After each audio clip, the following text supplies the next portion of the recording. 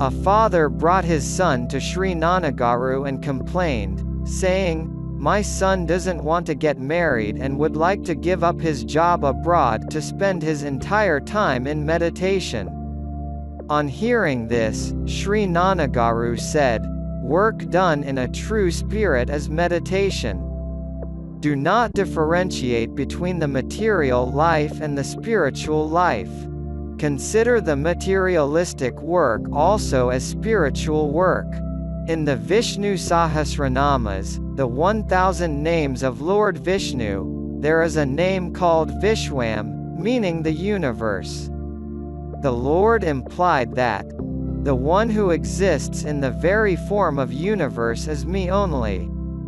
In the Gita, the Lord said, "One can attain self-knowledge only through the effort of several births." Buddha said, "I have attained the state of nirvana today only due to the endless good deeds done in my previous births." Therefore jnana and karma represent the two wings. A bird needs both wings to fly.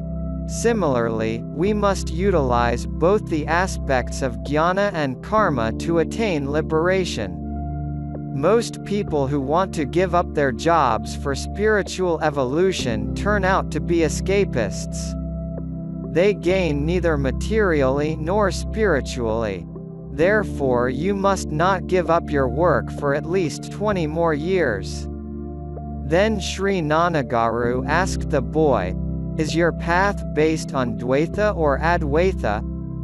Do you want another birth? I don't think you will get Jivan Mukti. Perhaps you can try for Karma Mukti." Thus Sri Nannagaru examined him in several aspects and tested his perseverance in achieving his goal. Though the boy initially became nervous, he, later on, answered confidently. Then Sri Nannagaru graciously gave him the following 20 spiritual instructions. Do not give up your job and save your money. Do some charity but not to the ineligible people. It is better to marry than to burn. However, if God is your ultimate goal, and you are unwilling to marry, you can skip marriage.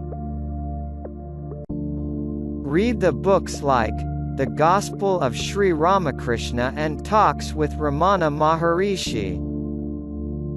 Read the books of those jnanis who have the power to bestow their grace. I will give you the book, The Gospel of Sri Ramakrishna. In that book, Sri Ramakrishna's answers are in red. Read that book at least for half an hour or an hour before sleep.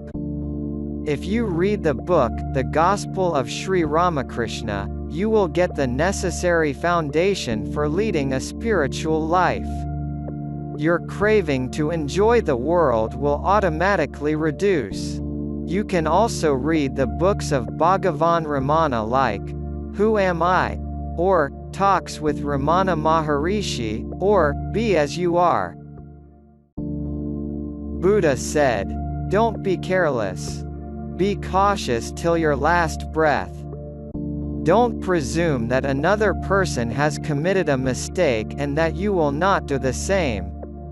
If you are careless, even you can make the same mistake. Therefore be cautious till your last breath. Have the clarity of goal." Sri Ramakrishna said, "You are now saying, I. Realizing that you are not what you are referring to, I, is only self-knowledge. Therefore, realizing that you are neither body nor mind is self-knowledge. So have a clear understanding of your goal. To overcome your filthy tendencies, keep the best of the holy company. There are two leading causes for rebirth. They are filthy tendencies and filthy deeds. If you can eliminate them even before your body's death, you will not get another body. But it would be best if you have an opposition party to eradicate them. Holy company is beneficial for this purpose. Lord Krishna said in the Gita, "Don't give up your actions. Instead, give up the fruits of your actions." In the Gita, the Lord said, "Rather than giving up the work in entirety, the one who works and offers the fruit of his action to the society will reach me soon. It is better to sacrifice the fruits of your actions than sacrificing your actions." Do japa and meditation. Allot fixed timings for them. First, do japa very well. It is japa that leads you towards meditation. Meditation is not something to be done. It has to happen automatically, for which you will require a spiritual background. It doesn't mean that you should not meditate. You can meditate at fixed times, either in the morning or evening. Attain spiritual evolution by harmonizing all four yogas. To advance by harmonizing all four paths is the safest path. Don't hate others despite being hated by them. It isn't easy to forget. Everything will end if you can forget. However, forgetting is tougher than japa and meditation. Attain such a level of consciousness where God is visible in everyone. If you identify yourselves with the truth, you will view the truth within everyone. Attain such a standard and level of consciousness. Spirituality implies fighting with yourself. Beware of your companions.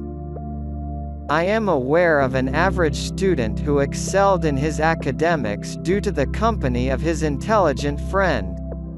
So always keep a good company. Visit the holy hill Arunachala once in a while to recharge your battery. Weaknesses reveal during work and not in meditation. So don't give up work. Work will elevate and purify you. While working, you come to know your positive and negative attributes, which is not possible in meditation. Only after knowing them do you make an effort to eliminate them. Only when you become aware of the disease, do you make an effort to get it cured. A small deed for the benefit of society will delight God. Do not neglect your worldly tasks. Whatever small thing you may do to benefit this world will undoubtedly please God. This world resembles a training ground. This world also resembles a mirror. It points out the faults within us but does not eradicate them. So we have to get rid of them on our own. Don't work for the sake of fame. In his poem, The Paradise Lost, Milton said, "Desire and anger are better when compared to the craving for fame. It is because desire and anger subdue as and when our age advances. But it is not so with the craving for fame. Therefore do not work for the sake of fame." Don't get deceived by the pseudo-gurus. This is the dark age. You may come across different types of people. Some people may deceive you. Though some people know the subject, they may not lead their lives accordingly. So currently, we cannot trust anyone. Therefore, do not get deceived and become a fool in spiritual life. Have the right intentions, though you are compelled to act against your conscience. God looks at the intention behind your deed and not at your deed. Therefore, even if you are compelled to do something against your conscience as part of your official duty, you need not regret, as God is more concerned about your heart behind the deed and not the deed itself. Trust more in God's grace than your efforts to overcome the tendencies. One single attraction is sufficient to ruin us and can lead us to several births. Though you don't want to get another body, you will get it as long as you have tendencies. For example, how long can you stop yourself from vomiting when you have nausea? Therefore, God's grace is required to get rid of the tendencies. Continue working slowly and steadily without forgetting the destination. At some time, you will get divine interference. Your heart will get deepened gradually. Don't have any expectation. The divine interference will come automatically. If the effort from our end represents 5 paise, the grace from God's end represents the remnant of 95 paise. As you possess a mind, you cannot stop making an effort. Keep yourself engaged in japa, meditation, work, self-inquiry, or discrimination. Thus Sri Nannagaru educated the boy in all the possible ways. Finally, that boy prostrated to Sri Nannagaru. Being completely drenched in the grace of Sri Nannagaru, he happily left with great gratitude for Sri Nannagaru within his heart. Avoid getting engaged in a full-time service. A devotee involved in a service activity approached Sri Nannagaru and asked, "Please permit me to engage in full-time service." Sri Nannagaru replied, "Most people who engage themselves in any service activity develop a spiritual ego due to their service. Even the monks possess the feeling of sacrificing everything in some corner of their minds. Suppose you develop an abscess on your hand. What happens if you scratch it before it gets dried? Won't the abscess get worsened? Similarly, if you forcibly try to escape from the God-allotted work, you will have to redo it in future births. It is similar to paying back the principal amount and the compounding interest to a creditor. I have seen many instances of people who gave up their jobs to lead a spiritual life and got wholly ruined. By giving up the job, one does not attain jnana but develops laziness. Swami Vivekananda said, "There is no place for lazy people even in the hell." Therefore, do not divert your attention towards full-time service. There is no disharmony between work and jnana. Once a devotee wanted to give up his work and settle down in Arunachala. When he asked for Bhagavan's permission, Bhagavan replied, "The true Arunachala exists within your heart. Therefore, truth is not restricted to a particular place and time." Let's look into another instance. Once a devotee wanted to give up his family and become an ascetic.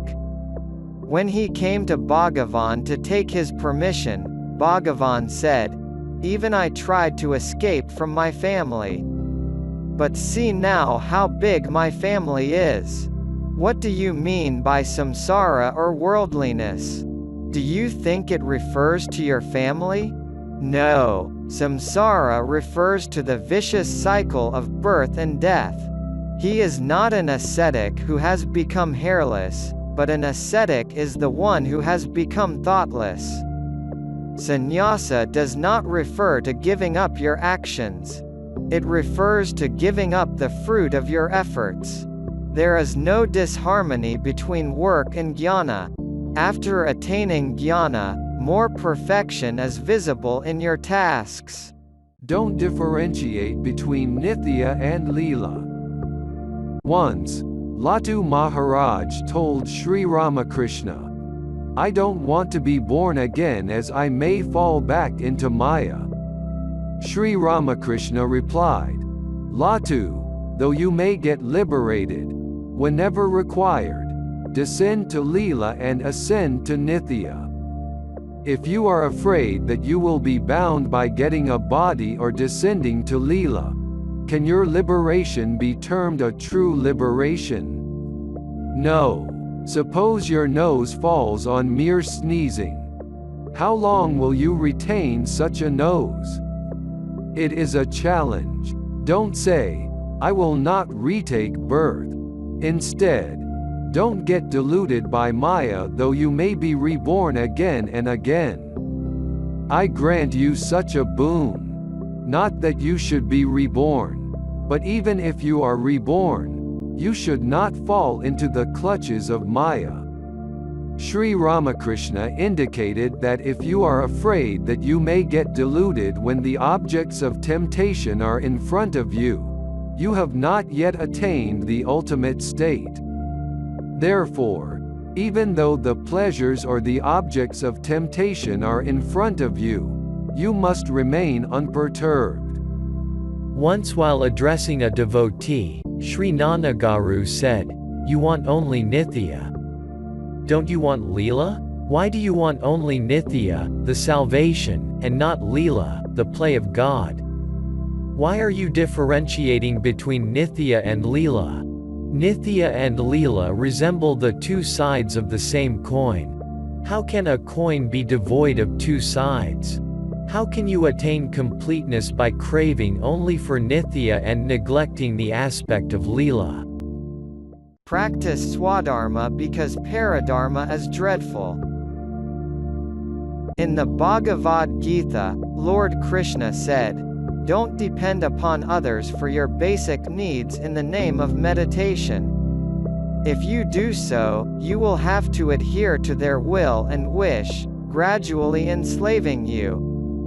Therefore the Lord indicated that you must at least work to that extent which ensures your financial independence for your basic needs. Lord Krishna insisted on Swadharma in the Gita. Therefore, considering the materialistic work to be mundane compared to meditation leads us towards Paradharma, which is most dreadful. स्वधर्मे निधनं श्रेयः